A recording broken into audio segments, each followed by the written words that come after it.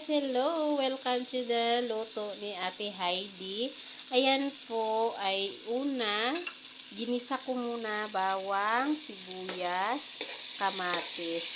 At yung karning baboy, nilagay ko muna dyan. At saka sinigang mix, nilagyan ko din ng okra muna. Hinahalo-halo ko siya para may lasa talaga siya ng sinigang mix. Ayan. Bago ko siya lagyan ng sitaw. Yan po. Iba-iba po tayo kung paano magluto ng sinigang. Yan po. Ginigisa ko muna siya ng kakunting mantika.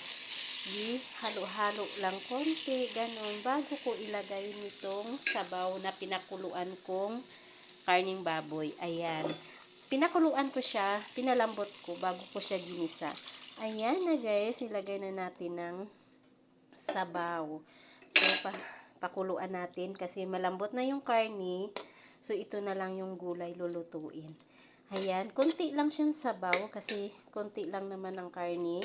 Hindi naman siya masyadong madami kasi dalawang bata lang naman kakain dito. Ayan, nagluluto po ako kasi paborito po to sa aking alaga na si Pia. Ayan. So, nilulutuan ko kasi siya kasi minsan lang yan uuwi dito kasi nag-aaral yan sa Maynila. Ayan, nilulutuan ko siya ng sinigang. Ayan, kasya-kasya na to sa kanya. Ayan, paborito niya tong sinigang at kailangan lang konti lang ng sabaw na hanggang ano lang, lulubog yung gulay. Ayan lang gulay. Kunti lang naman gulay ang aanuhin na yan. Tapos, nilagyan ko na siyang ganito.